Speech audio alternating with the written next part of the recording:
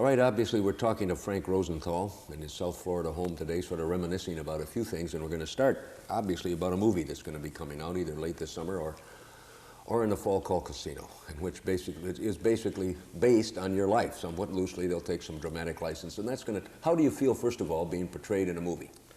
Well, first, John, it isn't based on my life. It's based on a period of my life pertaining to the majority of what would be during my tenure in Las Vegas. Some of it goes back to Chicago.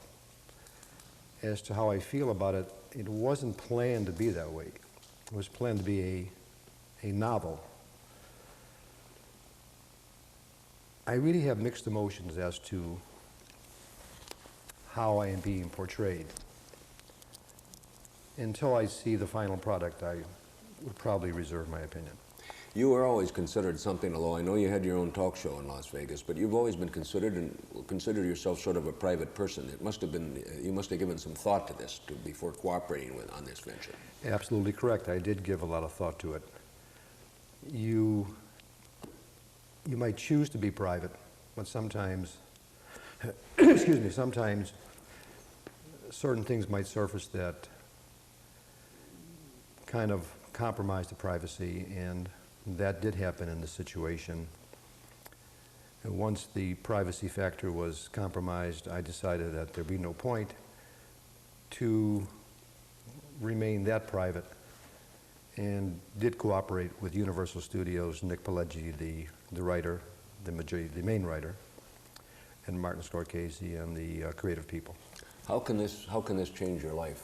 Will it be, you think, you'll be something of a celebrity again? I never perceived it to be that way. Certainly not as a celebrity. As far as changing my life, if it does, it was not intended to do so. That was not a consideration. It was simply a favor, originally from Oscar Goodman, a 25-year friend and attorney, who asked me to help Nick Pileggi, the writer, for technical assistance. The evolution became so massive and so interesting to Universal that they decided to make a movie out of it. And Robert De Niro is going to be portraying a character based on your activities out there. He's going to try. Okay, all right. Now, let's fast forward to right now. You're managing a very upscale, obviously a very popular night spot, because we were there last night. How is this, do you enjoy this? Tell me how you feel about this type of thing. My position is no matter what I be doing, the focus would be the same. You avoid what I would call the satisfaction syndrome. Whatever I approach it full speed, full time, eat, sleep, drink, whether it's Las Vegas or an upscale restaurant and bar. So I devote all my energy, all my time, all my focus, and that's the only way I know how to do things. All right, let's set the clock back for a youngster. You grew up in Chicago, West Rogers Park, and then you moved out to Las Vegas sometime in the 60s. You'd already had some experience handicapping. You went out there and became a gambler. And were you a good one? And tell me this, you were handicapping, you were betting, you were a booker. When I moved to Las Vegas, I moved to Las Vegas because it was legal. It was more opportunity as far as being right there on the scene. Sports wagering, if you didn't live in Las Vegas, was from the element of the law enforcement, you were taking a risk. It was more timely to be in Las Vegas, to be able to walk into a legitimate sports book. I think you might make an analogy being on the floor of the New York Stock Exchange as opposed to being in your home. And I decided that if I wanted to beat this game, I had to be in the stock exchange. And that was the way I went, and that's what I did. You later went into the casino business. You went in as a neophyte, went to the Stardust in the late 1960s, and you rose from foreman to eventually director of operations. Some people think that was a meteoric rise, and you did so because you were connected. I think when you say I went in as a neophyte, I think you're complimenting me. I think I was less than that. On the other hand, when I moved to Las Vegas, my background, I had at least 15, possibly 20 years of gaming experience. That's not to say that I understood the casino side of it, both either inside or out. But my rise from floorman, you're correct, to Director of Nevada Operations for the second largest corporation within the state, the first being the Howard Hughes property, had nothing to do with any outside elements. I paid my dues. I went up through every single level of command. Yet you were hounded, you contend, by the authorities eventually. You were director of the operations of these 4 big casinos, these 4 big hotels, and then, of course, you got into trouble with the Gaming Commission. Was that political, or what was it that sabotaged you, if you can make it in a nutshell on that? I didn't get into trouble, John. Excuse me. I was in trouble when I landed from Chicago into Las Vegas. I was arrested 3 times, I think, in 72 hours, simply because of my reputation as a professional gambler, the city that I came from, and people that I had an association with, friends. So I don't think I ever had a chance, as far as the perception of the state, the authorities, the gamers, the people that call the shots. I tried my best to avoid any problems, led a life as clean as anybody could possibly lead. Got married, raised 2 children, and did the best I could. It wasn't good enough for them. Let's talk briefly a little about the personal life, because that's going to be coming out in the movie, of course. You married Jerry, a showgirl, and as you indicate, you raised 2 bright young people, children that have done very well. And according to reports, that Jerry started having an affair with a friend of yours, Tony Spilatro. Anything you can relate to us about that? I can comment this way rather than no commenting. Jerry's deceased. Tony's deceased. Neither one of them can speak for themselves. My 2 children are still living. I think for me to speak in a negative manner about their mother would be in poor taste. There's been several stories written about it. And I just think, again, for me to affirm the allegations, the suspicions, just wouldn't be in good taste, considering the fact, again, that she was or is the mother of my children. There was something, of course, you couldn't remember. It was as traumatic a thing that happened to you in your whole career. You came out of a restaurant, Tony Roma's, I believe, got into your Cadillac and turned on the ignition, and there was a bomb in there. Tell me a little about that incident. Well, I'm not sure if I ever turned the ignition on. The second part of your question is accurate. There was a bomb in the car, obviously. I don't recall the initial explosion. I never heard anything. What I did see was fire shooting up from the floor onto the windshield. At the time, I was probably semi-conscious. My recollection was that my car was on fire, and flames were shooting up from the left and the right and in front of me. And I attempted to open the door with my left hand. And as I did, the fires were too intense, the heat was so intense that I had to pull my left hand back. I then made one gesture with my right arm towards the lever of the door side, the driver's side, and fortunately pushed it through my shoulder against the door, and for some reason it popped open, and I was able to tumble out of the car onto the street afire. How badly burned were you? I don't know what the degree of the burns were. I had broken ribs. I was burned, both arms, both legs, my forehead, but the recovery was fairly quick.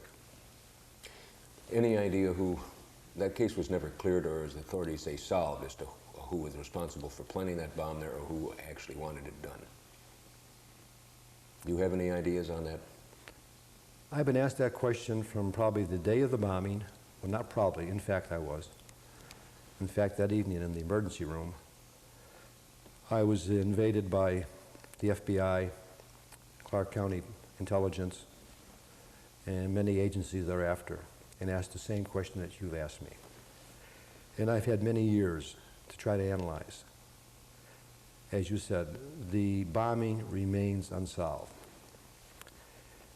And I really couldn't say with any accuracy who placed the bomb there, who is the one that persuaded someone to place the bomb. It would be pure speculation, and I wish I knew. Were you thinking of revenge at one time? I never thought of revenge because that really wouldn't be the answer. First of all, revenge on who? I wouldn't know who and where to go, for revenge. The authorities wanted you to go in what was sometimes been described as the witness protection program, or wanted you to become an informant after that?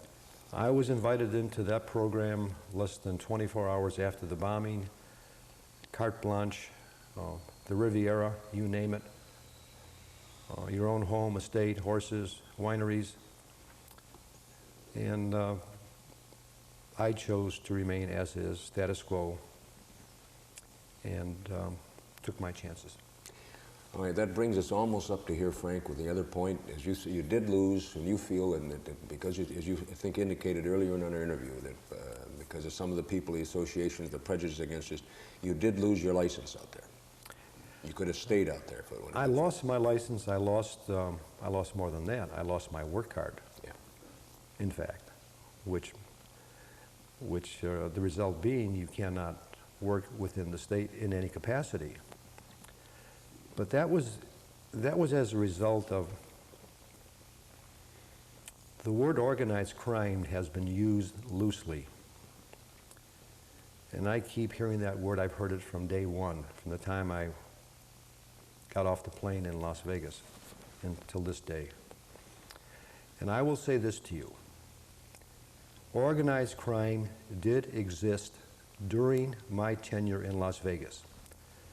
And I knew every single member of the organized crime family. And there were approximately 20. And they were comprised of the Gaming Control Board, the Gaming Commission, all appointed officials, maybe one or two county commissioners, maybe two local judges, and possibly one Supreme Court justice. Those were the real organized crime factor. They controlled everything that went on within that state. And that's what I consider to be the real organized crime element. If you're not on their team, they can do anything they want to you, me, or anyone else. And you weren't a team member? Not with them, no. So the establishment is the one that you're saying is the fact that is what we would call the Vegas or Nevada establishment of judges, gaming board, and commission members are the ones that put you down there. Well, primarily the Gaming Control Board, the Gaming Commission, county commissioners, as I said. They're one group together, and everything's done in the back room. And they've got you wired one way or the other. It's either a go or a no-go. And they determine your future. And there was no future for Frank Rosenthal as far as they're concerned. Well, number one, correct. Number one, the word Chicago was a no-no as far as they were concerned. What they use an expression called frontier justice. And as I said, I was arrested 3 times within 3 days. My first arrest, I was taken into the chief of detectives in cuffs. Met the chief of detectives, told me that people from Chicago were unwelcome in Las Vegas.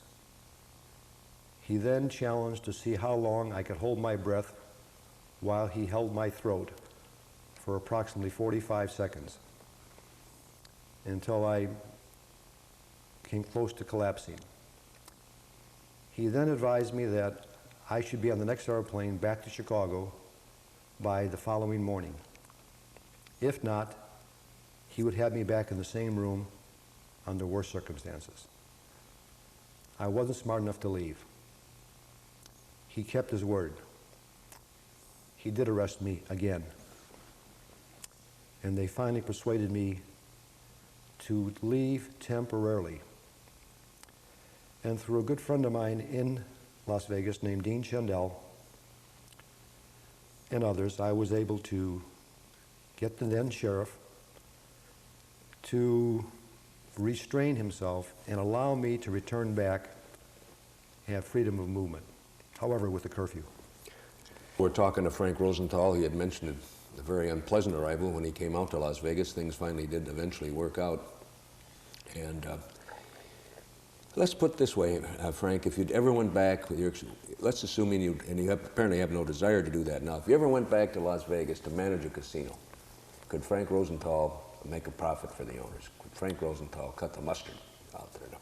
Well, I'll answer you in two parts. One, I don't think it's realistic that I would, but to answer your question, which I think is very simple, I don't think I've lost any of, I think I've retained whatever I knew at the time. And one thing, regardless of my reputation, whether it be my advocates or opponents, no one ever challenged my ability as an administrator or a casino operator. And yes, I think I would be capable and competent to match the skills of anybody that's ever worked in the industry. Any major regrets about some of the decisions you made? Absolutely. I think life, I guess you might compare it to a pencil. We all have erasers. And certainly there are many times that I wish I'd have done things a little bit differently. As far as Las Vegas is concerned, no, I really didn't have alternatives. When someone slaps you in the face and knocks you down, you have two choices: get up and run or get up and fight. And I chose to get up and fight rather than run. Just the one thing I should ask, the allegations about, I forget, the skimming situation again. We talked about that before. How, did you know anything about any skimming that was going on? There was never any skimming that took place during my tenure. There was a period that I left the building for approximately 13 months that the state was able to determine that there was what they considered to be skimming within the property. Theft there was. Theft there is. There's theft today in every casino in Nevada, in every major corporation in this world. It's a question of the level of theft and where's it coming from, the inside, the outside, or both. But there was no skimming that ever took place while I was in charge or had responsibility for any of those 4 properties. Thanks so much, Frank.